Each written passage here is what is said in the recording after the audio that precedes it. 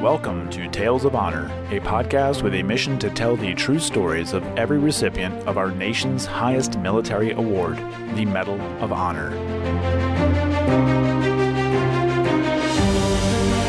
Hello everyone and welcome to another episode of Tales of Honor podcast. This is episode number 613. I have one birthday to go over, and it is tomorrow, April 24th, 1947. This birthday belongs to Mr. James Sprayberry, who we actually just did his story back on episode number 611. Mr. Sprayberry is a former U.S. Army Lieutenant Colonel that earned the Medal of Honor for his actions during the Vietnam War, so a very happy 76th birthday to Mr. James Sprayberry. I will have a link to his episode in the show notes for you to go check out. And that is all I have for birthdays today. The only bit of news here is I don't have the full citation to play from a previous recording today, but the little blurb that I'll have inserted into the recording is going to be read by the Secretary of the Navy at the time, John Chaffee. So just in case you're wondering who that voice is. That's all I got. Let's get on with it. Today's Tale of Honor. Donald was born on the 5th of December, 1945 in Kansas City, Missouri, and he played in the band at North Kansas City High School. After graduating, he went to work at a dental laboratory and wanted to attend college for dentistry, but couldn't obtain financial aid.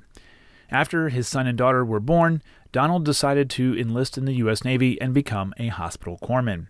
He worked at a naval hospital in Memphis, Tennessee, before being assigned to a Marine unit in North Carolina. When Donald deployed to the Republic of Vietnam, he was attached to 3rd Battalion, 4th Marines, 3rd Marine Division, and it was his actions with Company M on the 16th of May, 1968, that would later earn him the Medal of Honor. The citation reads, Hospital Corpsman 2nd Class, Donald E. Ballard, while serving as a corpsman with Company M, 3rd Battalion, 4th Marines, 3rd Marine Division, in Quang Tri Province, Republic of Vietnam, on 16 May 1968.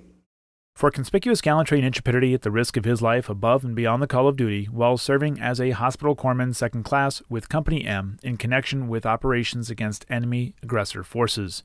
During the afternoon hours, Company M was moving to join the remainder of the 3rd Battalion in Quang Tri Province.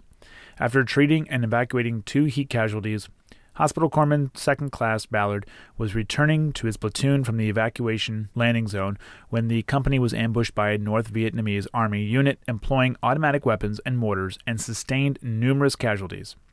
Observing a wounded Marine, Hospital Corpsman 2nd Class Ballard unhesitatingly moved across the fire-swept terrain to the injured man and swiftly rendered medical assistance to his comrade.